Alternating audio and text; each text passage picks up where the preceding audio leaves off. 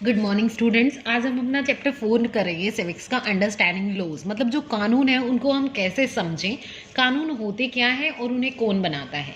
Last class में भी हमने डिस्कस किया था कि भाई जो कानून होते हैं वो एक तरीके से पार्लियामेंट में बनते हैं और पार्लियामेंट की क्या होती है, दो बॉडीज होती हैं, एक होती है लोकसभा और दूसरी होती है राज्यसभा, जो इन कानूनों को बनाने में क्या करती हैं, हमारी हेल्प करती है।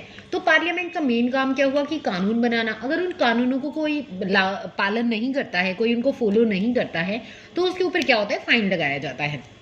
तो अगर इस तरीके से हम देखें कि जैसे क्या होता है कानूनों में, जैसे जो लड़की होती है उसकी मैरिज की जो एज होती है वो फिक्स होती है कि 18 साल की होनी चाहिए, जबकि लड़के की उम्र कितनी होनी चाहिए, 21 वर्ष की होनी चाहिए।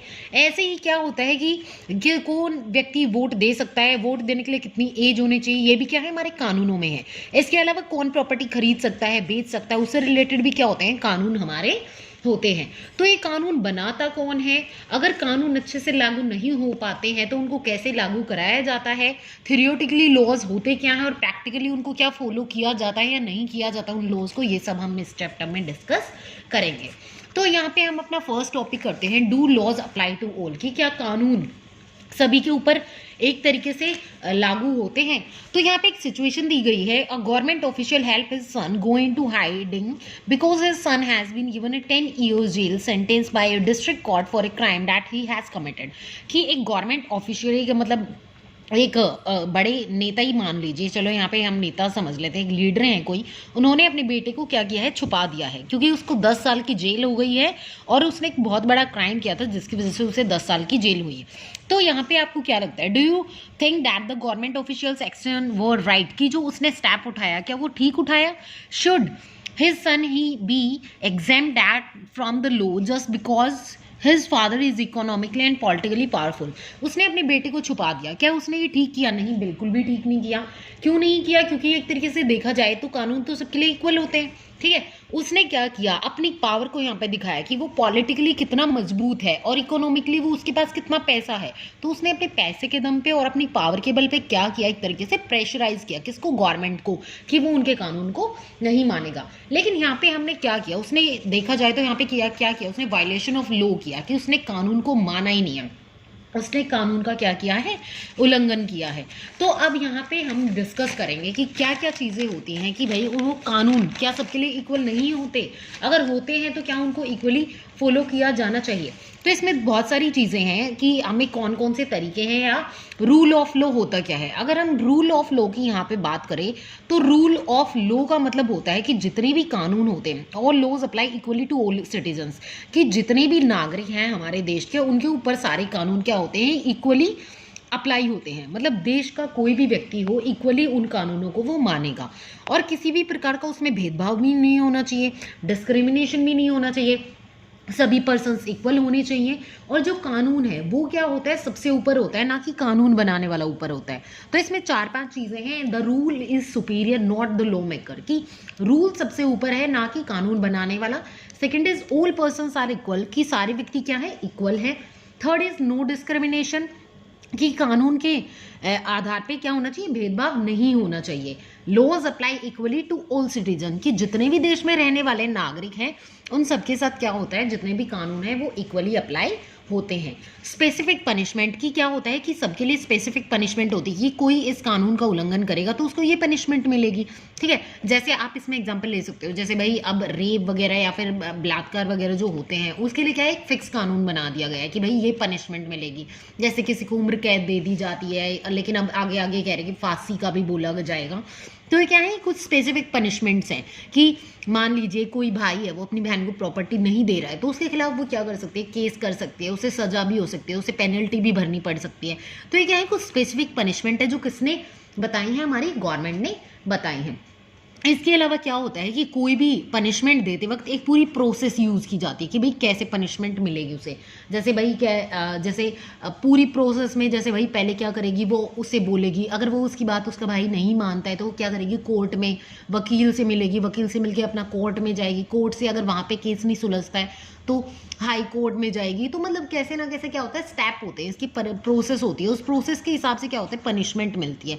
ये तो होता नहीं है कि भाई किसी ने आज कुछ क्राइम कर दिया अगले दिन उसे पनिशमेंट मिल गई, नहीं, इसकी एक प्रोसेस होती है, एक प्रक्रिया होती है, जिसके आधार पे क्या होता है, पनिशमेंट मिलती है।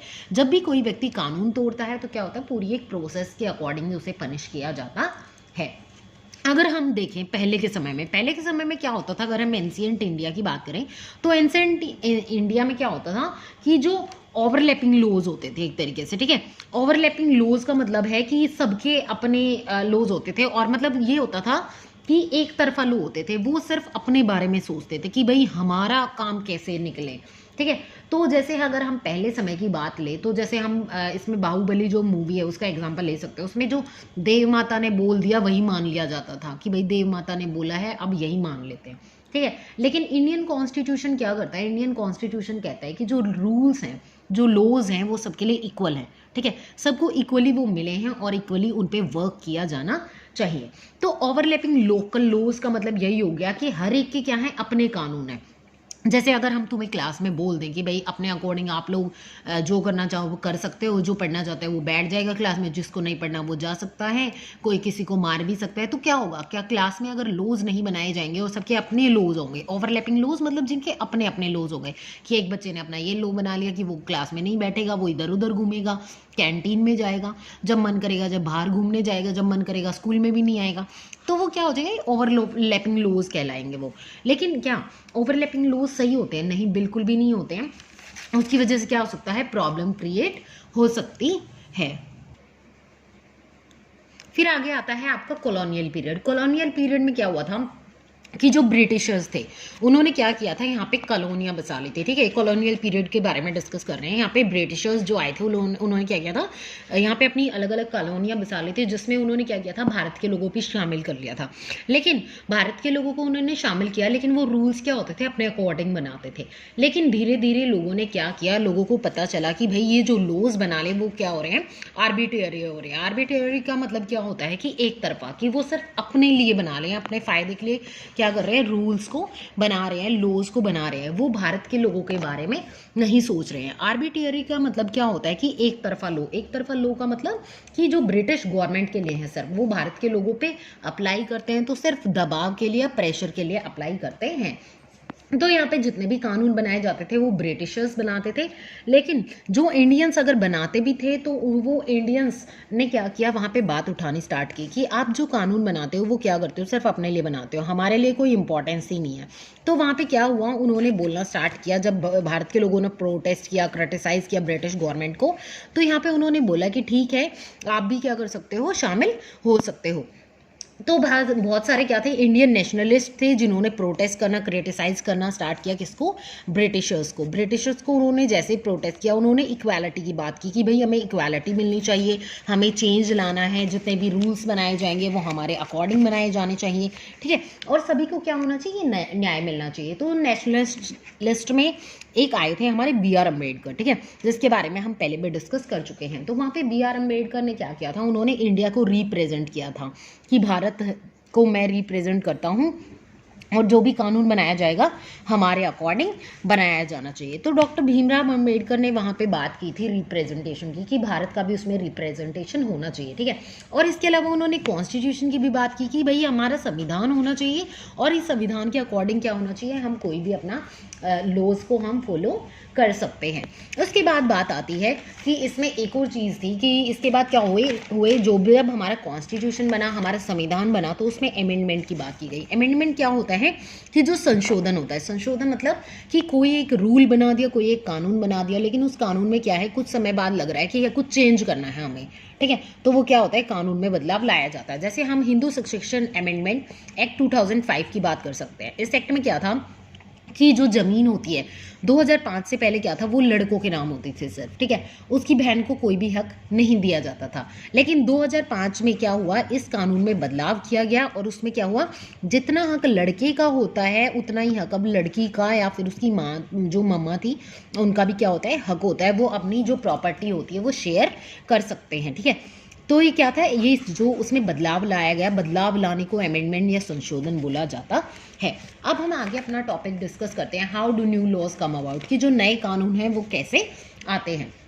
अब ये बात डिस्कस करते हैं कि जो ये नई कानून बदला लाने का मतलब आइडिया आता कहाँ से है। तो एक तरीके से अगर हम देखें पार्लियामेंट को, तो पार्लियामेंट क्या है, हमारे कानूनों से जुड़ी हुई है। पार्लियामेंट का मेन रोल होता है किसमें, कानूनों को बनाने में। तो बहुत सारे तरीके हैं जिनसे क्या हो सकते हैं, कानून हम बना सकते हैं। तो इसमें हम सबसे पहले डिस्कस करते हैं डिफरेंट ग्रुप्स के बारे में, कि जो हमारी सोसाइटी है, समाज है, वो क्या है, अलग अलग लोगों के वर्गों के लोग क्या होते हैं वहाँ पे रहते हैं। ठीक है, अलग सोसाइटी के में अलग अलग प्रकार के लोग रहते हैं, उनकी डिमांड भी क्या होती है, अलग अलग होती है। तो वो क्या करते हैं, कोई एक कानून बनाने के लिए क्या करते हैं, जैसे हड़ताल कर देंगे, नारेबाजी कर देंगे, भूख हड़ताल पे बैठ जाएंगे। क्यों, ताकि कानून बनाया जा सके। इसके अलावा क्या होता है, प्रोटेस्ट वगैरह भी लोग करने लग जाते हैं, ताकि क्या हो सके, उनकी नीड पूरी हो सके, जो वो चाहते हैं वो हो सके। इसके अलावा जो सिटीजन्स होते हैं वो भी क्या करते हैं, आवाज़ उठाते हैं कि भाई ये चीज़ गलत हो रही है, यहाँ पे ये बदलाव लाया जाना चाहिए। इसके अलावा जो मीडिया होती है वो भी क्या करती है, बहुत सारे अलग अलग स्टेप्स उठाने के लिए बोलती है कि भाई ये रूल बनना चाहिए, या फिर यहाँ पे महंगाई ज़्यादा हो रही है, इसको चेंज करना चाहिए। तो अलग अलग तरीकों में, एक तो फर्स्ट आ गया different group of the society, फिर प्रोटेस्ट करके भी हम बोलते हैं, थर्ड आ गया आपका वॉइस ऑफ द सिटीजन, और लास्ट आ गया आपका रोल ऑफ मीडिया, जिसमें मीडिया का क्या होता है, मेन रोल होता है, जो क्या करती है, नेताओं तक हमारी बात पहुंचाती है। जब नेता उस चीज़ को टीवी पे या न्यूज़पेपर्स में देखते हैं तो वो क्या करते हैं, उसके बारे में सोचते हैं, विचारते हैं, और उस कानून में बदलाव लाने की कोशिश करते हैं, या फिर उस कानून को बदलते हैं। अब हम पढ़ेंगे डोमेस्टिक वायलेंस के बारे में। अब डोमेस्टिक वायलेंस से क्या समझते हो, कि एक तरीके से घरेलू हिंसा, की जो औरतें होती हैं उनको मेंटली अब्यूज़ किया जाता है, फिजिकली अब्यूज़ किया जाता है। इमोशनली अब्यूज़ करने का मतलब क्या हो गया, कि जैसे उनको एक तरीके से टॉर्चर करना, ठीक है, उन्हें ताना वगैरह मारना, उन्हें मारना पीटना, फिजिकली अब्यूज़ में आ गया। ठीक है, तो फिजिकली में आ गया, जैसे जब उनको मारपीट की जाती है, उन्हें मारा कूटा जाता है। और अगर मेंटली अब्यूज़ की बात की जाए तो उन्हें टॉर्चर किया जाता है, जब उन्हें परेशान किया जाता है, उनके माइंड को बिल्कुल डाइवर्ट कर दिया जाता है एक तरीके से, तो वो आता है हमारा मेंटली अब्यूज में। तो यहाँ हम एक स्टोरी डिस्कस करेंगे, उससे आपको ये और अच्छे से समझ आ जाएगा कि जो डोमेस्टिक वायलेंस जो एक्ट था 2005 का, वो कैसे आया। ठीक है, तो ये स्टोरी आपकी बुक में दी गई है, जिसमें क्या है, जो साजिया है और जो कुसुम है, दो हैं, वो लेडीज़ हैं, वो आपस में डिस्कस कर रही है। अक्टूबर 2006 की बात है जो वो आपस में डिस्कस कर रही हैं। तो वो कहती है, Sajiya did you read today's newspaper, क्या साजिया तुमने आज का न्यूज़पेपर पढ़ा, isn't it is a great day for women, आज तो बहुत बड़ा दिन है वुमेन्स के लिए। No just women, violence free homes will benefit everyone. तो वो कहती है कि नहीं सिर्फ औरतों के लिए नहीं, बल्कि क्या है, आज वायलेंस फ्री होम्स हो जाएंगे, मतलब अब किसी भी घर में लड़ाई झगड़ा नहीं होगा। कुसुम कहती है, it's taken such a long time to get this law passed, कि इस लॉ को पास होने में बहुत लंबा समय लग गया। In fact it begin with establishing the need for a new law. तो क्या है कि यहाँ पे उन्होंने मेन अगर हम बात करें तो क्या था, जो एक्ट आया था, जो वुमेन के लिए जो डोमेस्टिक वायलेंस एक्ट आया था 2005 में, जो वो पास हुआ, जब उन्होंने वो देखा वो इतनी खुश हो गई। लेकिन वो कहती हैं कि इस लॉ को पास होने में तो बहुत सारा लंबा समय लग गया। तो उसके बाद वो अपने पुराने दिनों की बात करने लग जाती हैं, अप्रैल 1991 की, कि जब वो ऑफिस में क्या कर रही थी, एक साथ लंच कर रहे थे, जैसे आप लोग भी एक साथ लंच करते हो, हम लोग भी एक साथ लंच करते, तो आपस में डिस्कशन चल ही जाता है। ठीक है, तो वहाँ पे वो लोग क्या कर रहे थे, आपस में ऐसे डिस्कशन कर रहे थे। तो वो ऑफिस की बात करते हैं कि भाई ऑफिस में जब हम लंच कर रहे थे तो वहाँ पे ऐसे ही कि भाई एक लेडी उनमें से कहती है कि मेरे हस्बैंड मेरे को हर रोज़ मारते हैं और उन्हें बिल्कुल भी शर्म नहीं आती है, मतलब बुरा व्यवहार करते हैं उनके साथ वो। ठीक है, उसके बाद ऐसे ही दूसरी जो औरत होती है वो भी कहती है कि मेरा बेटा और जो उसकी वाइफ है वो भी मेरे साथ मतलब अच्छे से बात नहीं करते हैं, मुझे वर्बली क्या करते हैं, एब्यूज़ करते रहते हैं, और मेरे बैंक अकाउंट्स, मुझे पेंशन तक लेने, मेरी जो सैलरी होती है मेरी या फिर बैंक की जो सैलरी होती है वो भी निकालने मुझे नहीं देते हैं, मेरे अकाउंट भी उनके ही हाथ में है सपोज। ठीक है, तो यहाँ पे जो डिस्कशन हुआ, फिर उसके बाद I do not want to go to the police, I just want to stop the violence, मैं पुलिस के पास नहीं जाना चाहती, बल्कि मैं जो ये वायलेंस है उसको मैं ख़त्म करना चाहती हूँ। I just don't want to go thrown out of I am living in, क्योंकि अगर मैं उनके पास जाऊँगी तो वो क्या करेंगे, मुझे घर से बाहर भी फेंक कर निकालेंगे। Unfortunately, the existing law is a criminal one and does not offer these options.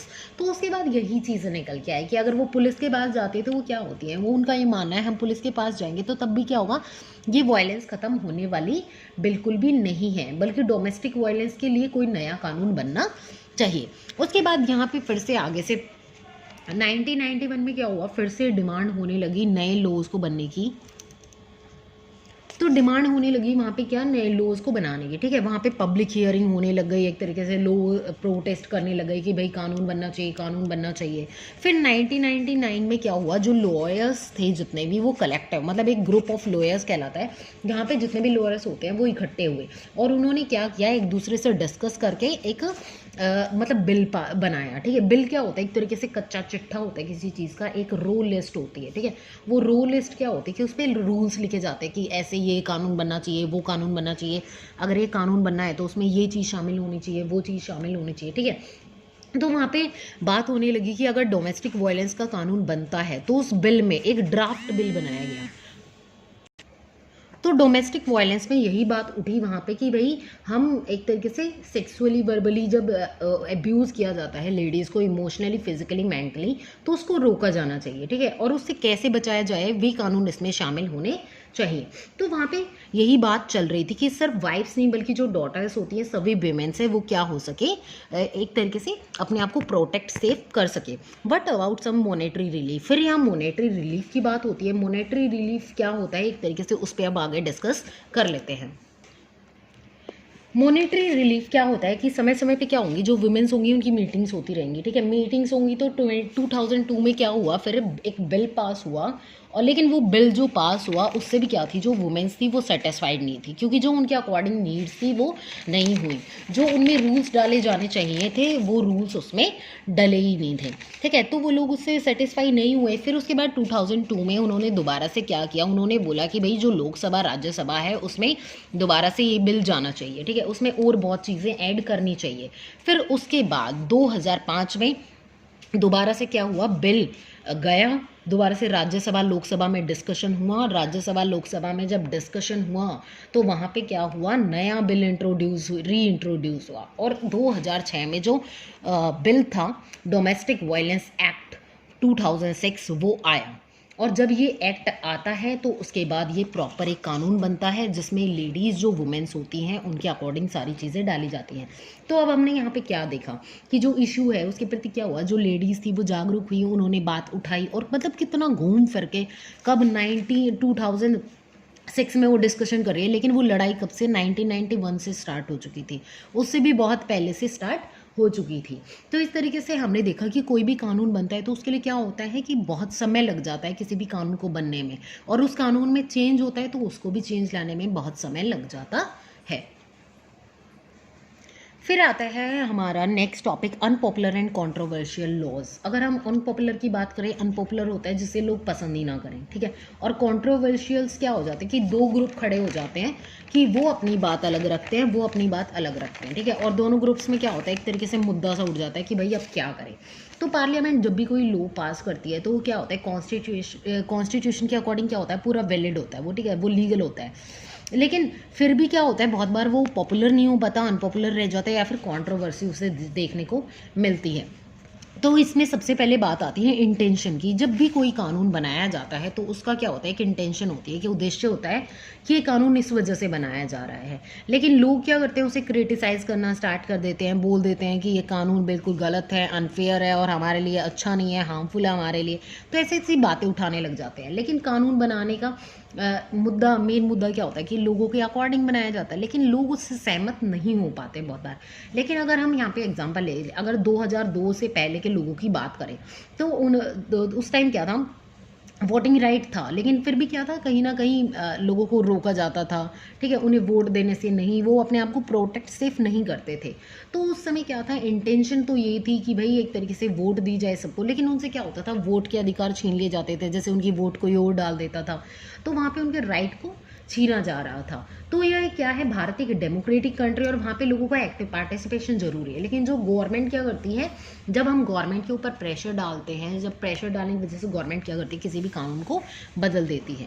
तो जब हम किसी भी कानून को क्रिटिसाइज करते हैं तो क्रिटिसाइज करने से क्या हो सकता है, उस कानून को बदला भी जा सकता है।